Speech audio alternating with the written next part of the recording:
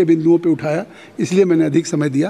लेकिन माननीय सदस्यों से अनुरोध करूंगा कि कृपया अपने विषय को 5 मिनट तक रखें। श्री जयप्रकाश जी। सभापति महोदय, वित्त मंत्री महोदय ने बजट 2024 बेहद निराशाजनक और विभाजनकारी पेश किया, क्योंकि इस बजट में ना किसान को कुछ, ना संविधान का कुछ और ना नौजवान को कुछ, केवल ये चंद धनवानों के लिए बजट बनाया गया है। मैं इसकी घोर निंदा करता हूं। प्रधानमंत्री जी बार बार कहते हैं कि सबका साथ सबका विकास। मैं आपके माध्यम से भारत सरकार के कुछ मंत्री बैठे, इनसे जानना चाहता हूं, जब सबका विकास सबका साथ की आपने चर्चा की तो हरियाणा प्रदेश ने क्या कसूर कर दिया? मंत्री महोदय, हरियाणा प्रदेश की जो पेंडिंग परियोजनाएं हैं, जो यूपीए गवर्नमेंट ने उस वक्त, और हरियाणा प्रदेश में चौधरी भूपेंद्र सिंह हुड्डा मुख्यमंत्री थे, सारी बड़ी महत्वपूर्ण परियोजनाएं थी। इसके अंदर है कैंसर रिसर्च सेंटर, जिसके ऊपर इतनी भारी यहाँ चर्चा हुई।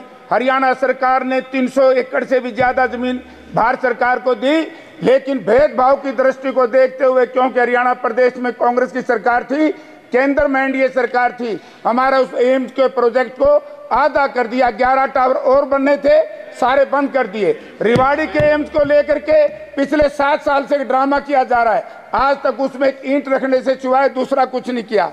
हमारा हिसार का दूरदर्शन के अंदर, जो उस वक्त मैं केंद्र में मंत्री था, हमने बनाया था, इन्हें बंद करने का काम किया। हमारी आरआरटीएस रेल जो दिल्ली से हिसार जानी थी और दिल्ली से सोनीपत होकर के पानीपत जानी थी, वो प्रोजेक्ट हमारा तैयार था यूपीए सरकार में, 1 पैसे का फंड उसमें नहीं दिया गया। रेल कोच फैक्ट्री सोनीपत में बननी थी, आज तक उसका कोई अता पता नहीं।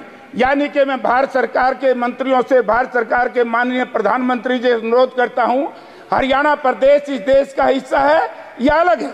तो इसका ये नारा आपका थोथा गया, सबका साथ सबका विकास।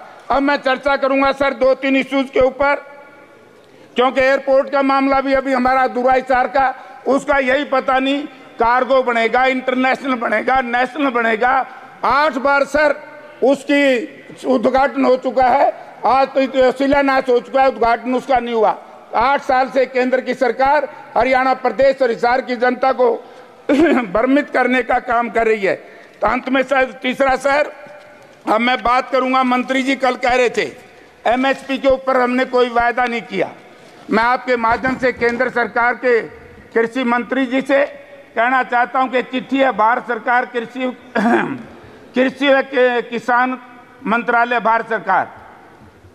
पीएम महोदय, वर्तमान गतिशील किसान आंदोलन से लंबित विषयों के संबंध में समाधान की दृष्टि से भारत सरकार की ओर से निम्न प्रस्ताव पेश किए जाते हैं। जिस दिन महोदय समझौता हुआ, भारत के प्रधानमंत्री एमएसपी पर माननीय प्रधानमंत्री जी ने समय और बाद में कृषि मंत्री जी ने कमेटी बनाने की घोषणा की है। एमएसपी के ऊपर सर आज तक किसान मोर्चे को, संयुक्त किसान मोर्चे के लोगों को उसमें शामिल नहीं किया गया।